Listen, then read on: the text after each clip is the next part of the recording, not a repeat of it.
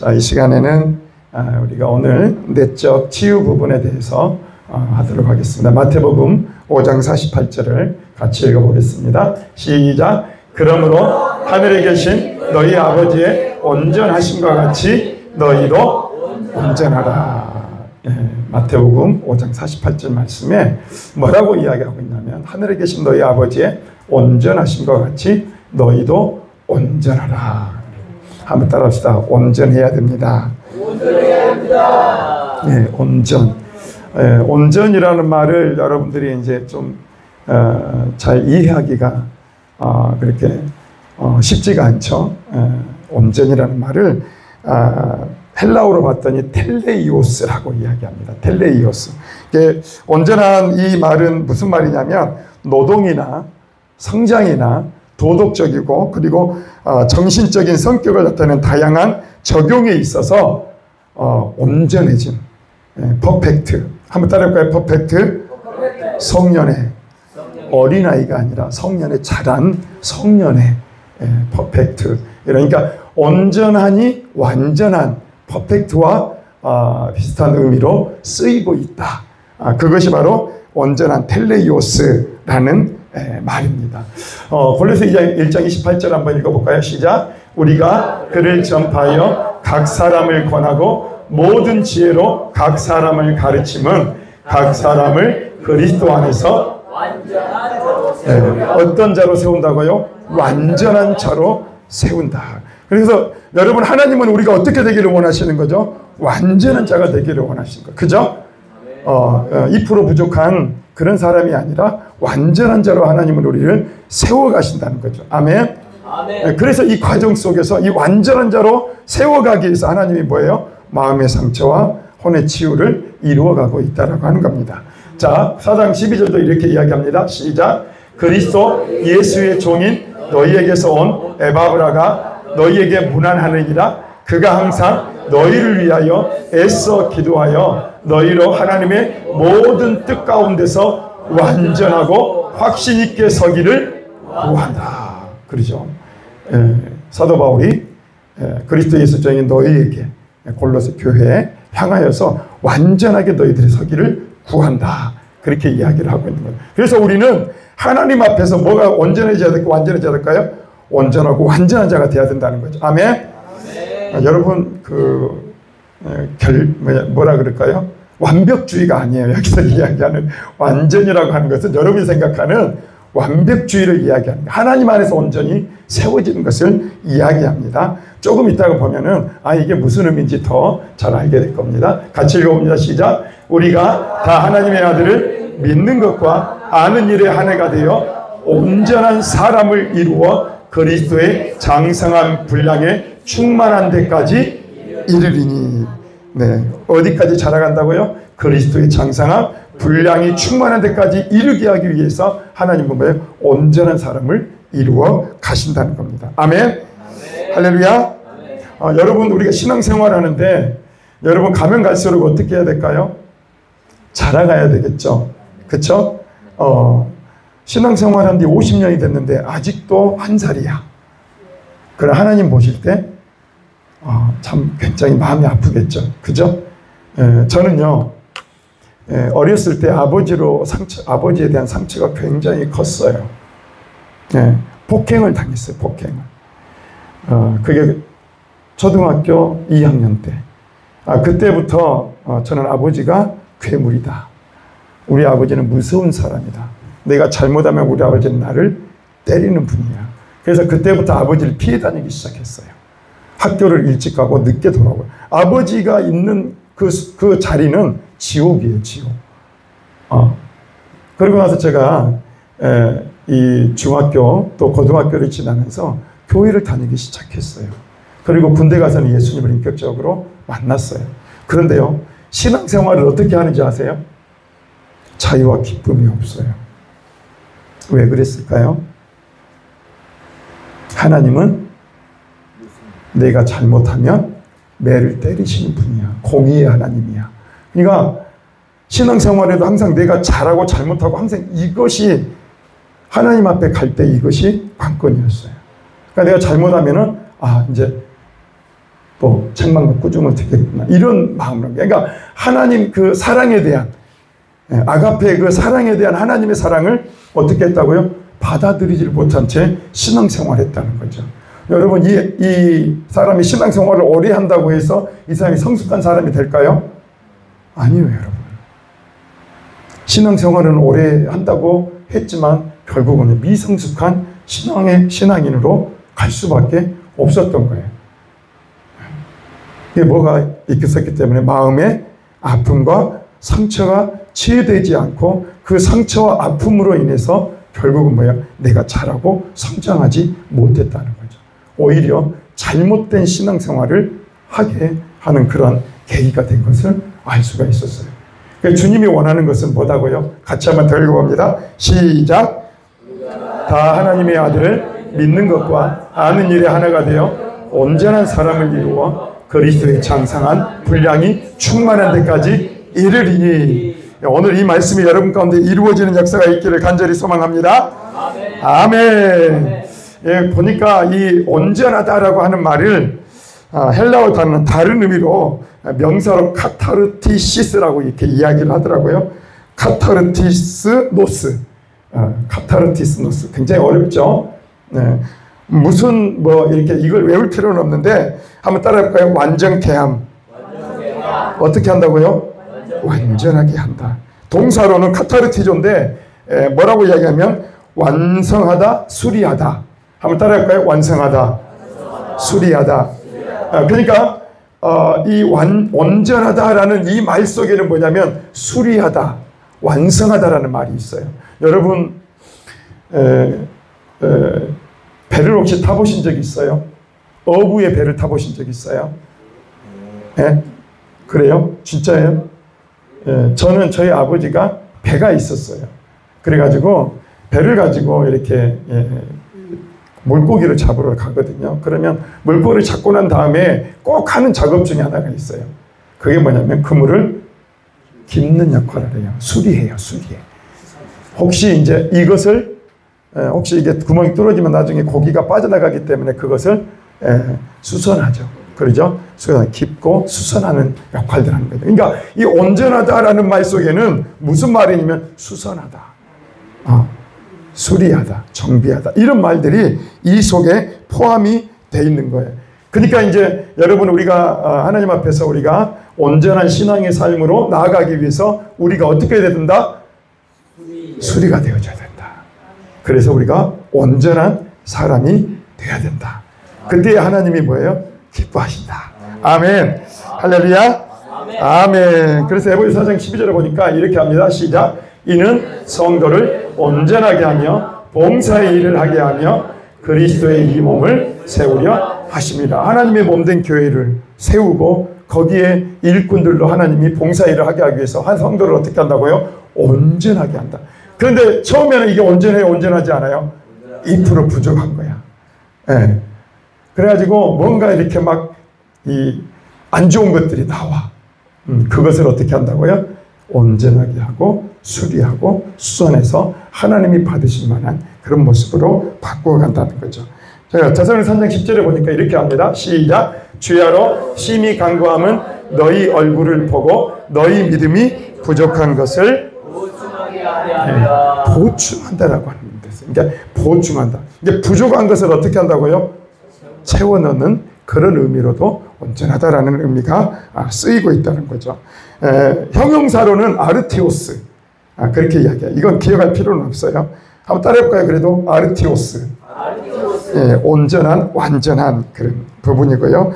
디모데전서 3장 17절에 이렇게 이야기합니다. 같이 읽어보시죠. 시작. 이는 하나님의 사람으로 온전하게 하며 모든 선한 일을 행할 능력을 갖추게 하려 함이라. 아멘. 온전하게, 완전하게 해서 하나님 모든 선한 일을 행할 능력을 갖추도록 한다라고 하는 거죠. 그래서 우리는 하나님의 온전하심과 같이 어떻게 해야 된다? 우리도 온전케 돼야 된다. 아멘. 오늘 이 시간에 두 번의 시간이지만 세 번의 시간을 걸쳐서 여러분들 안에 그런 하나님의 온전하신 치유의 역사가, 회복의 역사가 일어나기를 간절히 소망합니다. 아멘. 자, 베드로전서 10절 한번 읽어봅니다. 시작. 모든 은혜의 하나님 곧 그리스도 안에서 너희를 불사 자기의 영원한 영광에 들어가게 하시니가 잠깐 고난을 당한 너희를 진히 온전하게 하시며 굳건하게 하시며 강하게 하시며 더를 견고하게 하시리라. 자, 근데 누가 온전하게 하신다고요? 그렇죠, 하나님. 한번 따라합니다. 하나님이 나를 온전하게 하십니다. 온전하게 하시리라. 아멘. 아멘. 하나님은 우리 자녀들을 어떻게 한다? 하나님 자들을 온전케 하신다는 거죠. 내가 온전해져야지. 내가 그렇게 살아봐야. 저는 정말로 노력을 많이 했어요. 아버지로부터 그런 상처와 그 아픔들을 극복하려 정말 노력을 많이 했어요. 근데 나중에 봤더니 완벽주의가 돼 있더라고요. 완벽주의가 돼 있어요. 그래서 다른 사람이 그 한 좀 부족한 부분을 보지를 못해요. 이 완벽주의 때문에. 예, 그러니까 내가 하려고 하니까 온전해지는 게 아니라 오히려 삶에 더 많은 빵꾸들이 생기더라고요. 그래서 하나님은 어떻게 한다? 나를 온전하게 하실 수 있는 분이다. 왜 그럴까요? 하나님이 온전하신 분이시기 때문에. 그래서 하나님의 그런 온전하신 마치 여러분들 온전케 되는 역사가 있기를 간절히 소망합니다. 아멘. 이 온전케 되는 것과 내적 치유가 무엇인가, 그 부분을 한번 생각을 해보면, 여러분, 내적 치유는요, 인간의 몸 외에 마음의 치유 또는 혼의 치유를 이야기를 하고 있어요. 몸이 상하고 다치고 병들고 약해지듯이 마음도 어떻게 할까요? 마음도 그렇죠. 다치고 상하고 병들고 약해지고 그렇게 될 수 있다는 거죠. 그래서 건강한 사람이 되려면 몸의 치유가 필요하듯이 무엇의 치유가 필요하다? 마음의 치유가 필요하다는 거예요. 아멘. 그래서 내적 치유는 인간의 내면에 있는 마음의 상처와 병, 약함, 묶임 등을 예수 그리스도의 능력으로 치유하는 겁니다. 아멘. 우리가 다른 어떤 그런 치유의 과정, 어떤 상담의 과정이 아니라 우리가 이러한 부분들을 이야기하면서 우리는 뭘로 치료하는 거예요? 예수 그리스도의 능력으로, 하나님의 그 능력으로 우리가 치유되고 회복되는 역사를 경험할 수 있다는 겁니다. 아멘. 예, 내적 치유는요, 상처받은 마음의 치유를 의미합니다. 마음의 치유 중에서도 특히 과거에 상처받은 감정에 대한 그 치유를 이번 이 치유 성회를 통해서 여러분들과 함께 나누고자 합니다. 자, 여러분, 우리 4장 22절, 24절까지 한번 읽어볼게요. 시작. 썩어져가는 구습을 따르는 옛사람을 벗어버리고 오직 너희의 심령이 새롭게 되어 하나님을 따라 의와 진리의 거룩함으로 지으심을 받은 새 사람을. 아멘. 처음에 뭐가 있어요? 옛사람이 있잖아요. 그죠? 옛사람. 상처받고 아파있는, 굶어있는, 그렇죠? 묶여있는 그런 옛사람을, 그 옛사람을 벗어버리고 우리의 마음이 어떻게 된다고요? 새롭게 돼서 새 사람을 입는 역사가 여러분 가운데 일어나기를 간절히 소망합니다. 이게 치유고 회복인 거예요. 아멘. 그래서 완벽한 치유와 회복이 일어나는 줄로 믿습니다. 제가요, 그전에는 어떤 이야기를 들으면, 상처가 되는 이야기를 들으면요, 굉장히 기분이 심히 안 좋았어요. 그러면은 그것이 치유가 된 거예요? 치유가 안 된 거예요? 치유가 안 된 거예요. 그런데 어떤 때 딱 와서 이렇게 이야기를 듣는데요, 그 이야기를 듣는데 상처가 되지 않는 거예요. 오히려 내가 그냥 인정이 되는 거예요. 그래, 내가 그랬지. 그때 내가 그 잘못을 했지. 그 실수를 했지. 그래서 뭐예요? 내가 그렇게 인정이 되니까요. 그러니까 이게 상처가 되지 않는 거예요. 오히려 나의 그 잘못과 그 허물이 하나님 앞에 오히려 이렇게 이 감사가 되고, 그런 부분을 드러내서 나를 치유하신 하나님께 감사와 또 영광을 올려드리는 거예요. 아멘. 그런 부분들이 여러분 가운데 일어나기를 간절히 소망합니다. 네. 그래서 여러분, 우리가 내적 치유는요, 상처받은 마음을 찾아내서 치유할 뿐만 아니라 옛사람을 찾아내서 버리고 하나님께서 원하시는 온전한 사람에 이르도록 만드는 일까지가 뭐다? 내적인 치유다. 이렇게. 아멘. 여러분, 내적 치유가 일어나지 않으면요, 우리가 온전한 사람이 될 수가 없고 성장할 수가 없습니다. 자, 우리 한번 4장 13절을 다시 한번 읽어봅니다. 시작. 우리가 다 하나님의 아들을 믿는 것과 아는 일에 하나가 되어 온전한 사람을 이루어 그리스도의 장성한 분량이 충만한 데까지 아멘. 제가 간증을 했잖아요. 어렸을 때 이런 상처와 아픔이 있었기 때문에 저는 온전한 신앙생활을 할 수가 없었다. 그래서 어디 가든지 눈치를 보게 됐어요. 그리고 다른 사람에게 잘 보기 위해서 완벽주의, 그러죠. 다른 사람에게 칭찬받기 위해서 잘해내야 되는 거예요. 그러니까 하나님 앞에 자유함과 기쁨이 아니라 뭔가 내가 잘해야 되는, 내가 뭔가 완벽해야 되는 그것을 놓고 경주를 한 거죠. 그러다 보니까 얼마나 지치고 얼마나 힘들었겠어요. 그죠? 그런 부분이 나의 어린 시절이 어긋난 그런 잘못된 그런 마음의 상처와 아픔 때문에 결국은 성장하지 못하고 성숙하지 못한, 그래서 내적 치유를 경험하지 못한 가운데 신앙생활을 해오게 되었다는 거죠. 자, 여러분 히틀러 알아요? 히틀러? 네. 이번에 지난 10월 달에 저희가 동유럽을 갔다 왔어요. 동유럽을 갔는데 어디를 갔냐면 폴란드를 갔어요. 폴란드. 폴란드에가 뭐가 있어요? 독일에 있지 않아요? 그렇죠. 폴란드에가 있죠. 우리는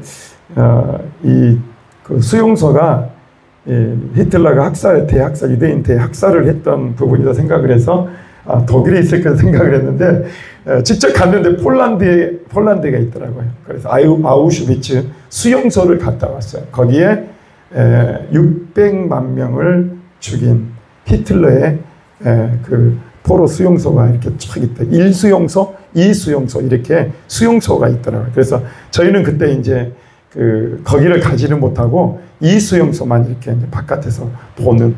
그래서 유대인들은 그 수용소를 학교에 졸업을 하려면 어디를 가야 되냐면 거기를 꼭 패스하고 와야 된대요. 그래야 이 졸업장을 준대요. 그것처럼 자기 민족이 고통당하고 아팠던 그 기억을 그걸 가서 배우고 또 경험하라고 그런 이제 이야기를 해줬는데 히틀러가 왜 이런 무참한 이 수백만 명의 600만 명이나 되는 왜 학살을 이루게 되었는가? 그 히틀러의 간증이 있는데요. 히틀러가 어렸을 때에 아버지가 장사한다고 집을 비운 적이 많이 있었대요. 그런데 이 엄마가요, 이웃 남자와 바람을 피웠어요. 어느 날 히틀러가 집에 들어왔는데 엄마가 이웃 남자와 침대에 뒹굴고 있었던 거예요. 근데 그걸 자기 눈으로 직접 목격을 한 거예요. 그런데 그 이웃 남자가 누구였을까요? 유대인이었어요. 그때부터 유대인에 대한 부정적인 감정이 생기기 시작했습니다. 그리고 자라면서 독일에 대한 민족에 대한 다른 어떤 민족보다 우월하다라고 하는 잘못된 생각이 히틀러 안에 채워지게 됐던 거예요. 그러한 마음의 상처와 잘못된 생각이 히틀러로 하여금 600만이 넘는 유대인을 학살하는 그런 살인마로 만들어졌던 거예요. 결국은 뭐가 문제였을까요? 마음의 상처와 아픔이 치유되지 못한 가운데 자라버린 그것이 이제 잘못된 생각으로 인해서 결국은 600만 명이나 넘는 그런 유대인 학살을 이루는 살인마로 변하게 되었다는 거죠. 그래서 정말로 여러분, 우리는 우리의 받은 상처를 묵과해두고 그냥 방치해 두는 게 아니라 그 상처를 꼭 치유받고 회복해야 될 줄로 믿습니다. 아멘. 그래서 온전하다는 말은 수선을 해야 되는 거죠. 그죠? 처음에 수선하는 거죠. 그 다음에 보충을 하고 그 다음에 잘못된 것을 바로 잡아줘야 된다는 거죠.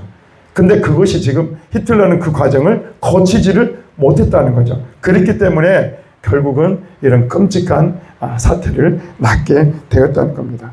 여러분, 마음의 상처는요, 잊는다고 잊혀지는 게 아니에요. 기억에 남아있지 않는 태아 때부터요, 어릴 적에 있는 상처도 그 사람 안에 고스란히 남아서요, 온전하지 못하게 하는 거예요. 그래서 마음의 상처 치유는 꼭 받아야 됩니다. 아멘. 아멘. 여러분, 태아 때 우리가 보지 못하고 우리가 기억하지 못한다고 그 상처가 없어지는 게 아니에요. 태아 때부터 우리가 보지 못했지만 그러나 우리가 기억이 없지만 그러나 그때의 그런 무의식 속에 이루어졌던 그 상처와 아픔도요 고스란히 남아있다는 거예요.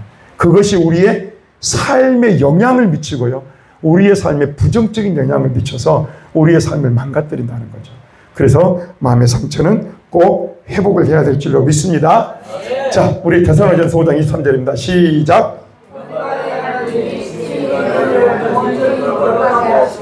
또 너의 온 영과 혼과 몸이 우리 주 예수 그리스도께서 강림하실 때에 흠없게 보존되기를 원하노라.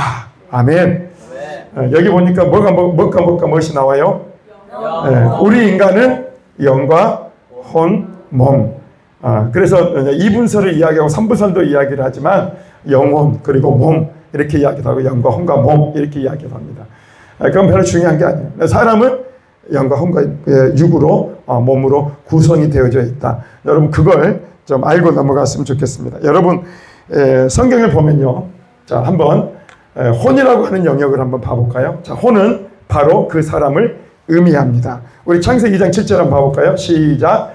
여호와 하나님이 땅에 흙으로 사람을 지으시고 생기를 그 코에 불어넣으시니 사람이 네. 여러분 영은 영어로 뭐예요? 영은 스피릿이죠. 그 다음에 혼은 소울이죠. 몸은 바디죠. 그렇게.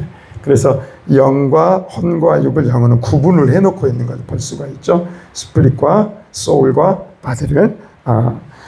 하나님이 우리 인간을 만드실 때 뭐예요? 흙, 육과 그 다음에 뭐예요? 그 코에 뭘 넣었다고요? 생기를 불어넣었다. 이걸 보니까 이게 소울이라고 나와 있는 거예요. 그래서 뭐예요? 살아있는 혼이 되었다. 그렇게 이야기를 합니다. 그래서 창세기 2장 7절에 보니까 이렇게 이야기합니다. 다른 성경에서는 주 하나님께서 땅의 흙으로 사람을 지으시니 그의 콧구멍에다 생명의 호흡을 불어넣으시니 사람이 살아있는 혼이 되었더라. 그렇게 이야기합니다. 자, 그래서 한번 그 다음을 한번 봐볼까요? 시작. 기록된 바 첫사람 아담은 생명이 되었다 함과 같이 마지막 아담은 살려주는 영이 되었다. 아담은 뭐가 되었다고요? 생명이 되었다. 소울이 되었다. 그 이야기를 해주고 있는 거예요. 여기 보면 혼에 대한 부분을 지금 이야기하고 있는 거예요. 그래서 혼은 그 사람이다. 그 부분을 이야기를 하고 있는 겁니다. 자, 성경을 보면 한번 같이 읽어볼까요? 성경을 보면 살아있는 혼이 된 사람에게는 영과 육이 있음을 말하고 있다. 그래서 결론적으로 혼이 바로 그 사람을 의미하고 있다는 거죠. 자, 5장 5절 한번 볼까요? 시작. 아나니아가 이 말을 듣고 엎드려져 혼이 떠나니 이 일을 듣는 사람이 다 크게 두려워하더라. 여러분 아나니아와 삽비라 사건을 아시죠? 그러죠? 얼마를 숨긴 거예요.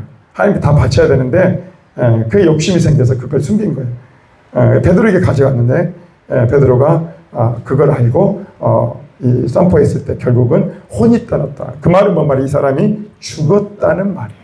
그 사람이 죽었다. 혼이 떠났다. 죽었다. 그래서 우리 인간은 혼이 떠나면 어떻게 되는 거예요? 죽은 거예요. 그러니까 영은 죽지 않지만 혼이 떠나면 죽는 거예요. 그래서 혼은 그 사람을 의미하고 있다라는 것을 이야기해 주고 있습니다. 여러분, 근데 혼에 3요소가 있어요. 그죠? 자, 혼은 한번 읽어볼까요? 시작. 혼은 자, 인격을 의미하며 인격은 3요소로 구성되어 있다. 첫 번째, 지성, 생각. 두 번째, 정서, 마음, 감정. 세 번째, 의지. 그래서 지정의라고 이야기해요. 인격의 3요소, 지정이라고 이야기를 하는 거죠. 근데 우리가 지금 마음의 치유, 이런 치유라고 이야기할 때 이것은 혼은 더 넓은 의미로 쓰이는 거죠. 혼의 치유를 부분 이야기를 할 때. 그래서 우리는 지금 두 번째 마음, 감정, 정서 이런 두 번째 이 마음의 치유, 이 부분 상처 치유 이 부분들을 지금 우리가 이야기를 하고자 하는 겁니다. 혼은 마음을 포함한 넓은 의미로 사용되고 있는데요. 그래서 성경은 이렇게 이야기합니다. 같이 읽어봅니다. 시작. 모든 지킬 만한 것 중에 더욱 내 마음을 지키라. 생명의 근원이 이에서 뭘 지키라고 이야기하고 있어요? 마음을 지켜라. 그렇게 이야기하고 있어요. 그래서 우리가 마음을 지키지 못하면 어떻게 될까요? 생명의 근원에서 멀어지는 거죠. 자, 한번 10장 3절입니다. 시작. 도가니는 은을, 풀무는 금을 연단하니와 여호와는 뭘 연단한다고요? 우리의 마음을 연단한다는 거죠. 그래서 우리의 마음을 정결하게, 우리의 마음을 깨끗하게, 우리의 마음을 강하게. 그러죠? 여러분 여호수아에게 모세의 뒤를 이어서 여호수아에게 하나님 말씀하신 여호수아서 1장에 보면 마음을 강하게 하고 담대히 하라. 마음을 강하고 담대히 그리고 연단하신다는 거죠. 그래서 마음을 연단하신다. 그 이야기를 해주고 있죠. 자, 우리 11장 29절입니다. 시작. 나는 마음이 온유하고 겸손하니 나의 멍에를 메고 내게 보여오라. 그래야면 너희 마음이 쉼을 얻으리니. 이게 성경에서 마음에 대한 이야기를 굉장히 많이 합니다. 그래서 그 마음이 뭐예요? 생명의 근원이 거기에 있다. 그래서 그 마음을 어떻게 해야 된다? 지켜야 된다는 거죠. 근데 우리가 마음을 지키지 못하고 상처를 입으니까 어떻게 되는 거예요? 힘든 거죠. 그죠?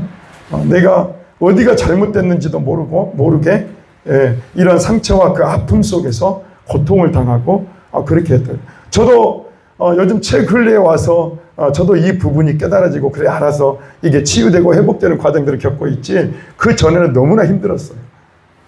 신앙생활은 같지가 않았어요. 근데 이것들이 마음이 치유되고 회복되니까 하나님 안에서 정말 이제 제대로 된 신앙생활을 이루어 가고 있는 중입니다.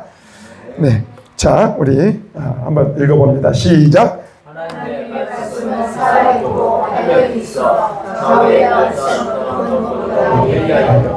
魂과 영과 및 관절과 골수를 찔러 쪼개기까지 하며 또 마음의 생각과 뜻을 판단하나니. 그래서 혼의 3요소, 이 인격의 3요소, 마음, 생각, 뜻, 의지. 그래서 하나님의 말씀은 이 부분을 다루신다는 거죠.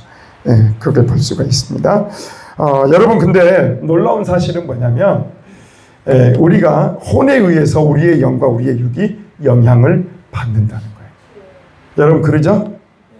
여러분 인정하세요? 영은 육은 혼에 의해서 절대적인 영향을 받는 거예요. 그래서 첫 번째 한번 읽어볼까요? 시작. 영은 혼에 의해서 절대적인 영향을 받는다. 인류 최초의 범죄와 영의 죽음. 같이 읽어봅니다. 시작. 여자가 그 나무를 본즉 먹음직도 하고 보암직도 하고 지혜롭게 할 만큼 탐스럽기도 한 나무인지라 여자가 그 열매를 따먹고 자기와 함께하는 남편에게도 주매 그도 먹었지라. 그러죠? 영적인 타락. 그러죠? 이걸 통해서 뭐예요? 이 여자가 결국은 뭐예요? 영적인 죽음을 경험하게 됐다는 거죠. 최초의 범죄를 함으로. 자, 그 다음 한번 봐볼까요? 시작. 죽은 영이 살려면 고린도 15장 45절 시작.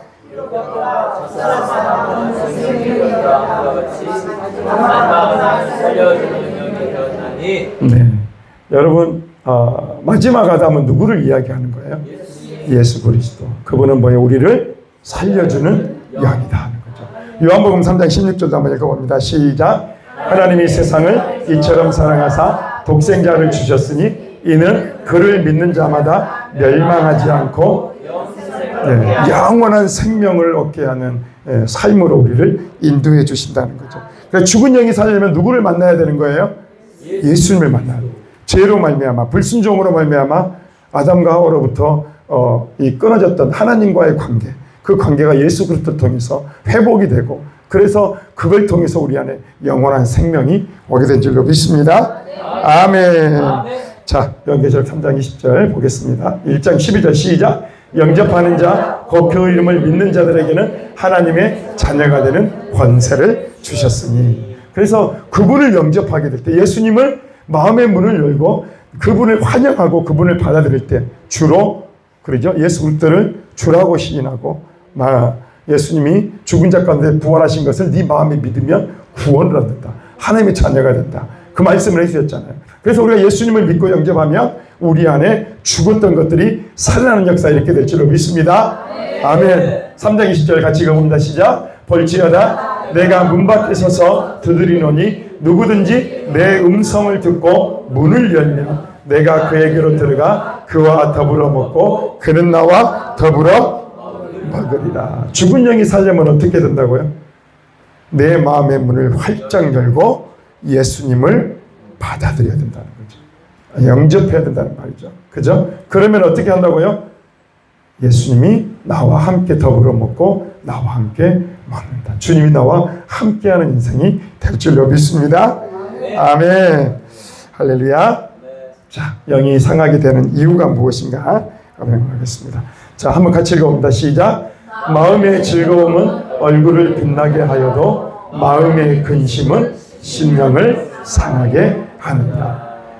여기는 마음의 근심이 뭘 상하게 한다고요? 심령을 상하게. 영이 상하게 되는 일은 마음의 근심, 마음의 아픔과 마음의 상처, 마음의 근심이 있기 때문에 영이 영향을 받는다는 거죠. 아멘. 네, 그 다음에 한번 봐볼까요? 시작. 그러나 이 지식은 모든 사람에게 있는 것은 아니므로 어떤 이들은 지금까지 우상에 대한 습관이 있어 우상의 재물을 알고 먹는 거로 그들의 양심이 약해지고 더러워지느니라. 아멘. 여러분, 제가 이 집회를 준비하면서요, 새벽마다 이렇게 기도했어요. 이 집회를 위해서 기도하고 하는데 하나님이 저에게 언뜻 딱 주셨던 생각이 뭐냐면 그 마음의 상처와 아픔은 어디에서 왔을까? 결국은 우상 숭배더라고요. 네. 그래서 하나님이 아닌 다른 것들을 섬길 때 그 안에, 우리 안에 뭐예요? 견고한 짐들이 우리 안에 자리를 잡더라고요. 그러면서 우리 안에서 뭐예요? 질병도 일으키구나. 정신적으로 우리의 말과 우리의 삶을 완전히 무너뜨리더라고요. 그런 무너진 가운데서 부모들이 내뱉은 단어, 말, 그 다음에 행동, 그 다음에 그들의 그 살아가는 삶, 그것들을 보니까 이것들을 통해서 내가 상처를 받고 아픔을 이렇게 상처를 받았더라고요. 그런 모습들을 보게 돼요. 그래서 우상에 대한 습관, 우상의 재물을 먹는 거로 그래서 우리 양심이 약해지고 더러워졌구나. 그것을 생각을 해보게 되었습니다. 자, 우리 한번 같이 읽어봅니다. 시작. 영이 원하는 바를 하지 못하는 이유는 마태복음 28장 40절 시작. 시험에 들지 않게 깨어 기도하라. 마음에는 원이로되 육신이 약하도다 하시고 그 밑에도요. 다시 오사 보신즉 그들이 자니 이는 그들의 눈이. 자, 영적으로 깨어서 같이 기도하라고 예수님이 말씀하시고 나서 예수님은 이 겟세마네 동산에 가서 예수님은 따로 기도하러 가셨죠. 근데 갔다 오니까 어떤 일들이 있었어요? 자고 있는 거예요. 이 말은 뭔 말이에요? 육적으로 영향을 받고 있다는 거죠. 그러니까 여러분, 우리가 우리의 혼에 대한 부분이 우리가 무너지게 되면은 영적인 부분, 육적인 부분에 절대적인 영향을 받게 된다는 거죠. 그죠? 여러분, 여러분의 마음에 상처가 깊으면요, 기도가 될까요? 안 될까요? 잘 안 돼요, 기도가. 잘 안 열려요. 여러분, 뭔가 우리의 혼에 뭔가 문제가 생기게 되면 우리의 영과 우리의 육에 문제가 생기게 됩니다. 절대적인 영향을 받아요. 그렇기 때문에 뭐예요? 우리는 마음의 상처를 꼭 치유받아야 될 줄로 믿습니다. 아멘. 할렐루야. 자, 우리 한번 17장 22절을 읽어봅니다. 시작. 마음의 즐거움은 양약이라도 심령의 근심은 뭘 마르게 한다고요? 뼈를 마르게. 육적으로 절대적인 영향을 미친다는 거죠. 자, 14장 30절입니다. 시작. 평온한 마음은 육신의 생명이나 시기는 뼈를 썩게 한다는 거죠. 그러니까 육은 혼에 의해서 절대적인 영향을 받는다라고 하는 사실을 여러분 아셔야 됩니다. 그래서 부모들이 자녀들에게, 부모의 삶을 통해서 자녀들에게 이 아픔과 상처가 흘러가잖아요. 그죠? 오늘 아침에 제가 기도하는데요, 굉장히 회개를 많이 했어요. 그러니까 기도하는데 하나님이 우리 아이들에게 두려움의 영에 대한 부분에 대해서 이렇게 기도하라고 하시더라고요. 그래서 오늘 아침에 제가 기도하는데 그 아이들이요, 제가 굉장히 무서운 아버지였어요. 윽박 지르고 잘 못하면은 때리고 그랬던 아버지였어요. 그렇게 안 생겼죠. 그렇게 생겼구나. 그렇게 생겼어. 맞아. 나 그런 아버지였어요.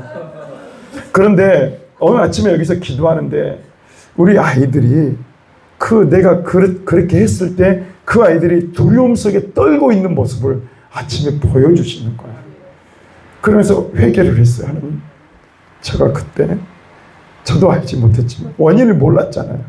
그 때문에 화내고 이렇게 이 폭력을 행사하고 그렇게 했었잖아요. 그런데 그 아이들이 그로 인해서 그 마음의 상처와 아픔을 받은 거예요. 그래서 그걸 회개했어요. 우선 내가 그렇게 했던 것을 회개했고 그로 인해서 아이들에게 상처를 줬던 그 부분에서 회개했어요. 그리고 그 아이들이 받았던 상처를 하나님 쫓아내 주세요. 깨끗하게 치료해 주세요. 회복해 주세요. 그렇게 기도를 했거든요. 아침에. 그러면서 마음 가운데 주님이 주시는 그 평강을 또 경험을 하게 되는데 그렇구나. 절대적인 영향을 미치고 있구나. 이것을 알게 됐습니다. 여러분 시카고 정신분석 연구소에서 질병과 육체와 정신의 상관관계를 연구한 10년 동안 연구한 결과 보고를 했는데요. 그렇게 나왔답니다. 그러니까 어떤 환자가 이런 질병을 앓고 있는데 이 질병이 정신적인 상관관계가 있다는 거예요. 혼적인 부분에서 이런 부분에 연관가 있는데 그것을 10년 동안 연구를 해서 발표를 했는데 이런 내용입니다. 12지 교양 환자는 사랑과 위로에 좌절당한 사람이 많았다. 12지 교양 환자. 여러분 12지 교양 환자 있어요? 한 분도 안 계시는군요. 자, 두 번째, 궤양성 대장염 환자는 책임감이 강하거나 일의 성취에 과도한 노력을 집중하고 성취하지 못한 일에 대해서는 불만이 많은 사람들에게 많았다. 완벽주의죠. 완벽주의가 있는 사람에게는 궤양성 대장염 환자가 많이 나타났다. 그 이야기를 하고 고혈압 환자들은 적대적이거나 공격적인 사람들이 많았다. 화가 많은 그런 것 같아요. 그죠? 그래서 상대방의 감정을 해치거나 불쾌감을 주는 이 적대적이거나 공격적인 성향을 가진 사람들에게서 뭐가 많이 나왔다? 고혈압이 많이 나왔다. 근데 저는 왜 없을까요? 치료가 됐네요. 할렐루야. 지금 다 저한테 이야기하고. 그 다음에 갑상선 환자인데요. 염려와 불안, 두려움이 많은 사람들에게서 갑상선 이 병에 걸린 사람들이 많이 나타났다. 그렇게 이야기하고 있고요. 신경성 피부염 환자는 사랑의 육체적 표현을 갈망하는 사람들에게 많이 나타났다. 그렇게 이야기를 하고 있더라고요. 그러므로 육은 혼에 의해서 절대적인 영향을 받는다라고 하는 것을 이 결과를 통해서 이야기를 해준 겁니다. 혼즉 마음이 그 사람의 삶을 그런데 결정을 하는 거죠. 자, 우리 다시 한번 읽어봅니다. 시작. 모든 지킬 만한 것 중에 더욱 내 마음을 지키라. 생명의 근원이 이에게서 남이니라. 요한산도 1장 2절 시작. 사랑하는 자여 내 영혼이 잘됨 같이 내가 범사에 잘되고 강건하기를 내가 간구하노라. 그래서 마음을 지키지 못하고 영혼이 잘되지 않으면, 혼이 잘되지 않으면 어떻게 된다고요? 온전해지지 않으면 결국은 그 사람의 삶이 비참해진다는 거죠. 그걸 이야기해 주는 거예요. 근데 그 혼이 뭐예요? 우리의 영과 우리의 육체에 뭐예요? 큰 영향을 미친다는 거죠. 아까 여러분 시기는 뼈를 썩게 한다 그랬잖아요. 그죠? 마음의 근심은 뼈를 썩게 한다. 그 말은 뭔 말이에요? 마음의 근심이 있으면 우리 안에 뭐가 온다는 거예요? 병이 온다는 거죠. 우리 육체에 질병이 생기게 됐다는 거죠. 그것을 이야기를 해주고 있습니다. 자, 우리 그 다음 한번 읽어볼까요? 시작. 마음이 그 사람의 삶을 결정하기 때문에 사단의 제일 공격의 대상은 그렇죠. 자, 갈라디아 5장 17절입니다. 시작.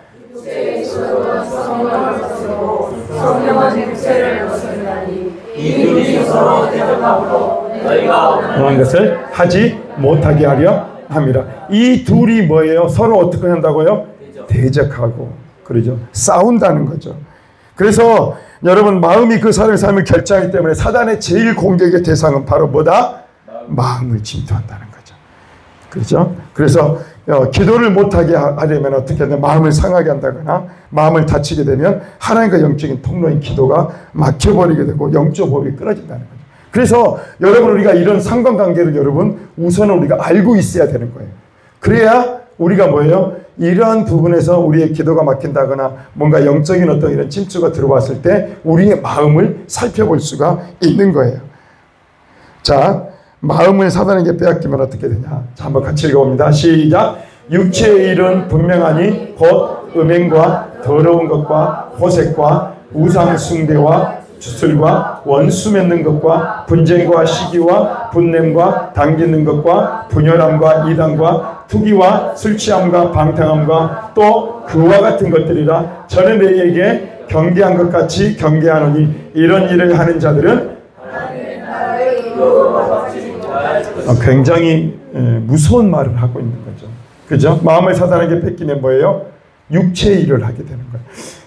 여러분, 사단이 우리의 마음을 빼앗아가면요, 우리는 무엇에 집중한 줄 아세요? 한번 따라할까요? 보이는 것에 집중한다.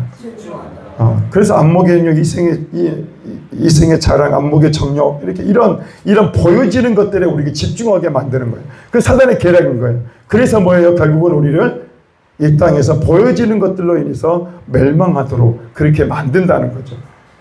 그래서 나중에 어떻게 한다고요? 하나님의 나라를 유업으로 받지 못하게 만든다.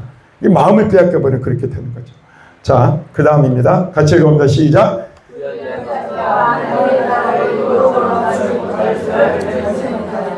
미혹을 받지 말라. 음행하는 자나 우상 숭배하는 자나 간음하는 자나 탐색하는 자나 남색하는 자나 도적이나 탐욕을 부리는 자나 술 취하는 자나 모욕하는 자나 속여 빼앗는 자들은 하나님의 나라를 유업으로 받지 못하느니라. 예. 굉장히 마음을 사단에게 빼앗기게 되면 결국은 우리의 영적인 파멸이 오게 된다라고 하는 사실을 이야기를 해주고 있습니다. 자, 우리 아나니아 사건 한번 볼까요? 시작. 가득하여 내가 성령을 속이고 땅값 얼마를 감추었느냐? 땅이 그대로 있을 때에는 내 땅이 아니며 판후에도 내 마음대로 할 수가 없더냐? 어찌하여 이를 내 마음에 두었느냐? 사람에게 거짓말한 것이 아니요 하나님께로부터. 하나니아가 이 말을 듣고 엎드러져 혼이 떠나니 이 일을 듣는 사람이 다 크게, 그렇죠, 마음을 빼앗겨 버리니까 결국은 어떻게 된다? 파멸과 죽음으로 치닫게 되었다는 것을 이야기를 해주고 있습니다. 자, 가룟 유다는 어떻게 됐습니까? 시작. 마귀가 벌써 시몬의 아들 가룟 유다의 마음에 예수를 팔려는 생각을 넣었다는 거죠.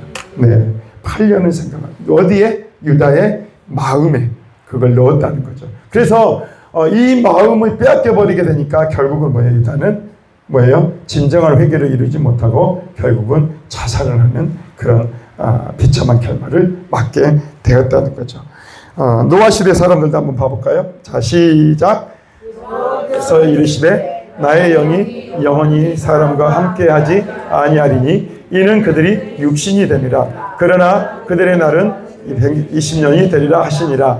여호와께서 사람의 죄악이 세상에 가득함과 그의 마음으로 생각하는 모든 계획이 항상 악할 뿐임을 보시고 땅 위에 사람 지으셨음을 한탄하사 마음에 근심하시고 이르시되 내가 창조한 사람을 내가 이 지면에서 쓸어버리되 사람으로부터 가축과 기는 것과 공중의 새까지 그래하리니 이는 내가 그것들을 지었음을 한탄함이니라 하셨다. 그렇죠. 5절에 보니까 여호와께서 사람의 죄악이 세상에 가득한가 그의 마음으로 생각하는 모든 계획이 어떻게 한다고요? 어디에 넘어가 버리니까? 사단에게 마음을 빼앗겨 버리니까 결국은 하나님이 그들을 심판할 수밖에 없었다라고 하는 사실을 이야기를 해주고 있는 겁니다. 자, 여러분, 그래서 우리의 마음을 한번 따라서 우리의 마음을 잘 지켜내야 됩니다.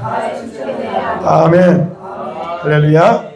부모들은 자식들의 그 마음을 잘 지켜줘야 돼요. 그죠? 상처받지 않고 아픔을 당하지 않도록 잘 지켜줘야 될 줄로 믿습니다. 그러나 여러분, 사단에게 빼앗기지 않고 성령님이 이 마음을 다스리게 되면 어떤 일들이 나게 됩니까? 시작. 오직 성령의 열매는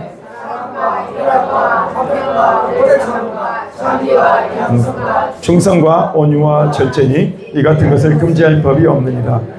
육신을 따르는 자는 육신의 일을, 영을 따르는 자는 영의 일을 생각하나니 육신의 생각은 사망이요 영의 생각은 생명과 평안입니다. 그래서 성령님이 우리 마음을 다스리게 되면 어떤 열매가 맺힌다고요? 성령의 열매가. 한번 따라합니다. 성품의 열매가 맺힙니다. 그래서 여러분, 우리가 성령님이 우리 다스리게 되면은 우리 안에서 인내가 나오게 되고, 사랑이 나오고, 오래 참게 되고, 그러죠? 희락이 나오고, 화평이 나오고, 자비가 나오고, 양선이 나오고, 충성이 나오고, 그러죠? 절제가 나오고, 온유한 마음이 나와요. 이러한 성령의 열매가 맺혀진다는 겁니다. 아멘. 그리고 성령님이 우리 마음을 다스리게 되면 누구 생각을 하는 거예요? 영의 생각을 하는 거예요. 하나님을 위해서 내가 뭘 할까? 하나님이 무엇을 기뻐하실까? 이것을 생각한다는 거죠. 네, 그런 역사들이 여러분 가운데 지금 일어나고 있죠? 근데 막 여러분 마음 가운데 뭘 먹고 살지? 이런 마음이 막 내 속에 막 계속 보여지는 것들로 인해서 자꾸 내 마음을 괴롭히는 이런 것들이 자꾸 들어오고 있다고 하면 여러분의 마음을 성령이 다스리도록 여러분은 내려놔야 될 줄로 믿습니다. 아멘. 할렐루야. 그 다음 한번 읽어봅니다. 시작. 이는 방탕한 것이니 오직 성령으로 충만함을 받으라. 1장 21절입니다. 시작. 그가 또한 우리에게 인치시고 보증으로 우리 마음에 성령을 주셨느니라. 에베소 3장 10절에 믿음으로 말미암아 그리스도께서 너희 마음에 계시하셨고 너희가 사랑 가운데서 뿌리가 박히고 터가 굳어졌어. 여러분 마음을 성령님이 온전히 다스리도록 뭘 받으라고요? 성령의 충만을 받아야 될 줄로 믿습니다. 그건 매일매일 받아야 되는 거예요. 우리 안에 매일매일 성령님이 충만하게 역사하셔서 일하시도록 그럴 때 우리 안에 온전한 회복의 역사가 일어날 줄로 믿습니다. 아멘. 할렐루야. 자, 오늘 여기까지만 하고 다음 부분을 보도록 하겠습니다. 자, 우리 내 책 지어 쓴뿌리까지만 보고 그 다음 내일 진행을 하도록 하겠습니다. 한번 같이 읽어봅니다. 시작. 또 쓴뿌리가 나서 괴롭게 하여 많은 사람이 이로 말미암아 더럽게 되지 않게 하며. 여기 본문에 보니까 히브리 12장 15절에 뭐가 난다고요? 쓴뿌리가 났다 이야기를 해주고 있는 거예요. 성장 과정 속에 또는 살면서 받은 마음의 상처는 쓰고 고통스러운 나쁜 열매를 맺는 쓴뿌리가 될 수 있다는 거예요. 여러분 이 말씀이요 어디에 나오냐면은 신명기 29장 18절 19절에 나오는 거예요. 한번 같이 읽어볼까요? 시작.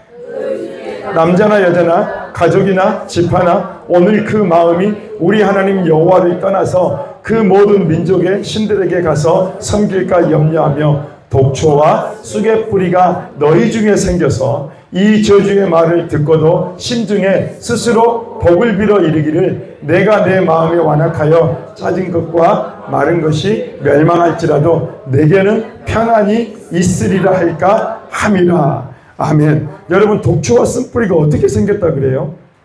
하나님 여호와를 떠나서 우상 숭배를 할 때 독초와 쓴뿌리가 너희에게 생겼다는 거죠. 그래서 우리로 하여금 더럽게 하고 그 다음에 멸망에 이르도록 만든다라고 하는 것을 이야기를 해주고 있습니다. 여러분 그 중에 하나가 뭐냐면 사람의 성장하는 과정 속에 또는 살면서 받은 마음의 상처라고 하는 겁니다.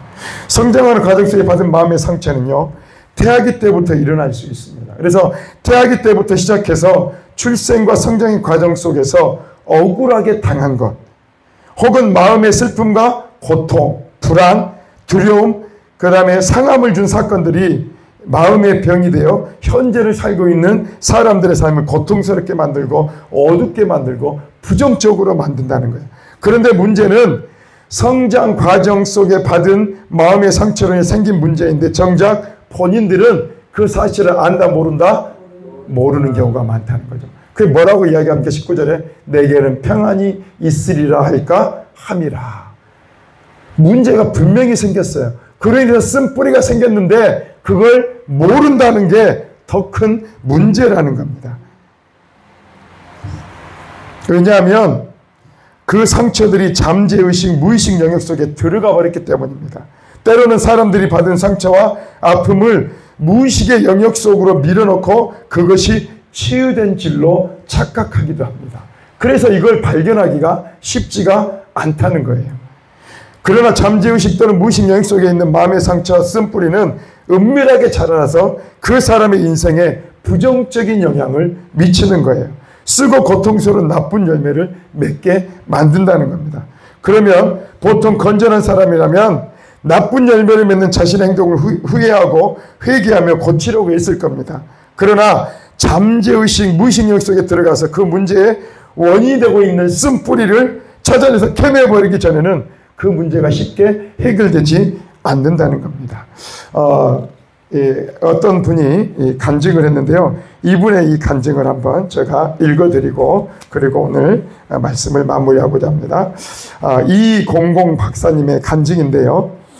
고려대를 졸업했고 미국 풀러 신학교 박사, 현재는 그 신학교 교수로 재직해 있는 교수님이십니다. 4살 때 어머니가 별세를 했고요. 그때 누나, 자기 그리고 동생이 있었는데 2년 뒤 6살 되던 때에 아버지가 재혼을 했습니다. 새어머니가 3남매를 데리고 들어왔는데요. 새엄마가 자기와 누나, 동생을 엄청 괴롭혔대요. 빗자루로 때리기도 하고 발로 차고 하는 등 매를 참으로 많이 맞았다고 합니다. 그러니까 어렸을 때 고통을 당한 거죠. 폭행을 당한 거죠. 그렇게 새엄마한테 받은 상처 때문에 고등학교 때 불면증이 걸리게 되었고 물론 고등학교에 들어가서는 직접 매를 맞지는 않았지만 어렸을 때 받은 상처로 인해서 대인공포증을 겪는 등 정신적으로 방황을 많이 하였고 불면증까지 걸리게 되었다는 겁니다. 당시 키가 180이었는데 몸무게가 52에서 54kg 정도밖에 되지 않았다고 합니다. 대학교 때에는 정신적인 고통을 이겨보려고 별짓을 다 했다고 합니다. 그러나 아무것도 그의 고통을 해결해 주지 못했다고 합니다. 오히려 대학 3학년 개강 파티 때 술을 마시는데 옆에 있는 친구가 손이 떨린다고 말해줘서 보니까 정말로 손이 떨리고 있었다고 합니다. 수전증이 온 것. 그래서 놀라서 병원에 달려갔는데 자기는 내과를 신청했는데 의사 선생님이 신경정신과로 보내면서 병명은 신경성 노이로제에 걸렸다라고 하는 병명을 얻게 되었다고 합니다. 그 사건이 있은 후에 치료받기 위해 처음 교회에 나가게 되었고 그 전에는 불교 신자였는데 불교가 자기에게 도움이 안 된다고 생각하고 혹시나 하고 교회에 나가게 된 것이었는데 하나님은 우리에게 은혜 주시는 좋으신 하나님인 것을 알게 되고 그러한 하나님의 은혜는 마치 샘솟는 샘물과 같은데 마음의 상처와 그것을 막고 있다는 것을 알고 과거의 상처들을 하나님께 치료해달라는 기도를 처음으로 하게 되었다고 합니다. 하나님 상처를 치료받고 싶습니다. 치료받아야 할 상처를 떠오르게 해주세요. 맨 처음 떠오른 것이 7살 때 기억이었는데 새엄마한테 빗자루로 얻어맞는 장면. 그렇게 매일 하나님께 기도하며 마음의 상처들을 치료받았습니다. 그렇게 8개월을 기도하는데 얼마나 새엄마한테 상처를 많이 받았는지 기도할 때마다 새엄마한테 맞는 장면, 서러움 받는 장면이 떠올랐다고 합니다. 그런데 8개월 정도 지났을 때 그날은 초등학교 3학년 때 새엄마가 자기 방에 들어와 자고 있는 자기의 얼굴을 발로 밟는 장면이 떠올랐다고 합니다. 그 순간 살기가 솟구쳐 올라서 방을 뛰쳐나가 새엄마 방으로 들어갔다고 합니다. 분노와 살기로 가득 찬 마음으로 들어갔는데 그런데 마침 새엄마가 시장 보러 나가고 없었다고 합니다. 그래서 거실에서 분노와 살기로 가득 차서 서 있었습니다. 그 순간 하나님의 음성이 들렸다고 합니다. 누구야 누구야. 네 어머니가 너를 왜 그렇게 때렸는지 아느냐? 그 순간 자기도 모르게 성난 목소리로 대답했다고 합니다. 원래 못된 경상도 여자잖아요. 그렇게 했다고 합니다. 예, 경상도 여자들이 좀 센가 봐요.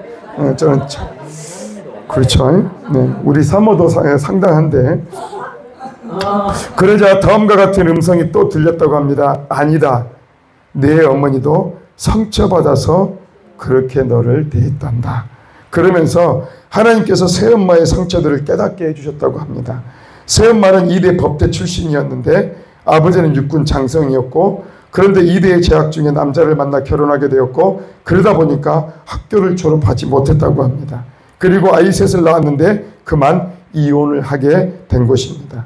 그리고 혼자서 아이 셋을 키우느라 말할 수 없는 고생을 하다가 아내를 잃고 혼자 된 자기 아버지를 만나 재혼한 것입니다. 하나님께서 새엄마의 그런 상처들을 깨닫게 하셨습니다. 하나님께서 깨닫게 하신 새엄마에 대한 생각을 하면서 가만히 서 있는데 갑자기 새엄마를 긍휼히 여기는 마음이 자기 앞에서 파도처럼 몰려왔다고 합니다. 그것을 거부하라고 안 돼, 정신 차리고 미워해야 해 라는 속으로 외침이 있었는데, 그런데 그 마음이 자기 안에 쑥 들어왔습니다. 그러더니 자기 뱃속에서 두 개의 돌 같은 것이 위로 올라오기 시작했다고 합니다. 척척척척 이렇게 두 개의 돌이 올라오면서, 그러더니 입 밖으로 팍 하면서 튀어나갔다고 합니다. 사단의 영이 나간 것입니다. 그리고 머리 뚜껑이 열리는 희한한 체험을 하게 되었고요. 머리 뚜껑이 열리더니 위로부터 생수가 쏟아지고 배에서 생수가 샘솟듯이 솟아 나오게 된 경험을 했다고 합니다.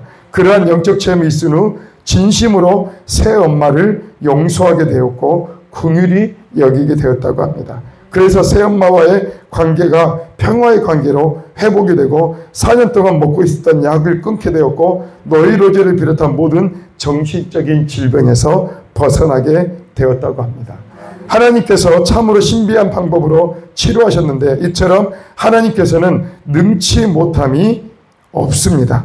우리가 기억하지 못하는 상처, 저 깊은 무의식 속에 있는 상처까지 기억나게 하셔서 치유하시는 하나님이신 줄로 믿습니다. 아멘. 참 지성인이잖아요. 그죠? 그것도 신학교 박사고 교수고 그랬던 분인데 과거의 상처와 그 과거의 아픔들로 인해서 고통의 세월을 살았는데, 해결하지 못한 살았는데 하나님이 이 영혼을 치유하고 회복해 주시는 그런 과정들을 경험하게 되었잖아요. 저도 아침에 우리 아이들을 향한, 아이들이 상처받았던 그 장면을 하나님이 보게 하시더라고요. 그러면서 그 아이들을 향해서 잘못했습니다, 하나님 용서해 주세요, 그러면서 회개 기도를 했거든요. 그리고 쫓아내고 그런 역사들을 오늘 아침에 이루게 됐습니다. 오늘 여러분 가운데 비록 짧은 시간이지만 하나님께서 그런 여러분 마음 가운데 아직 치료되고 회복되지 못하고 회복되지 못한 그 마음의 상처와 그 아픔들을 여러분 오늘 치료하시는 회복의 역사가 일어나게 될 줄로 믿습니다. 아멘. 할렐루야. 이 시간 우리 한번 이 찬양을 하면서 한번 우리 기도하는 자리로 나가보도록 하겠습니다.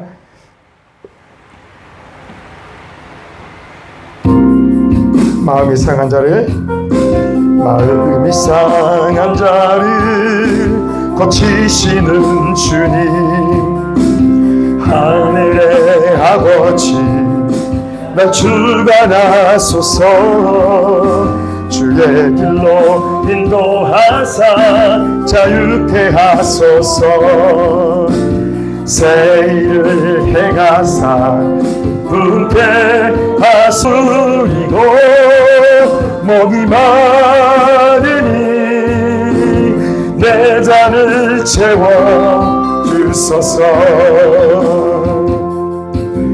성령으로 채우사 주보게 하소서. 주의 임재 속에 인내하게 하소서. 주 뜻대로 살아가리 세상 끝날까지. 날 빚으시고 새날 열어주소서. 이에 줄이고 목이 마르니 성령의 기름 부소서. 이에 줄이고 목이 마르니 내 잔을 채워 주소서. 이에 줄이고 목이 마르니 성령의 기름 부소서.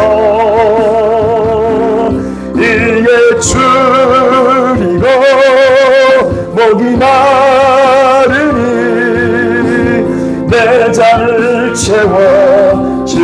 주옵소서.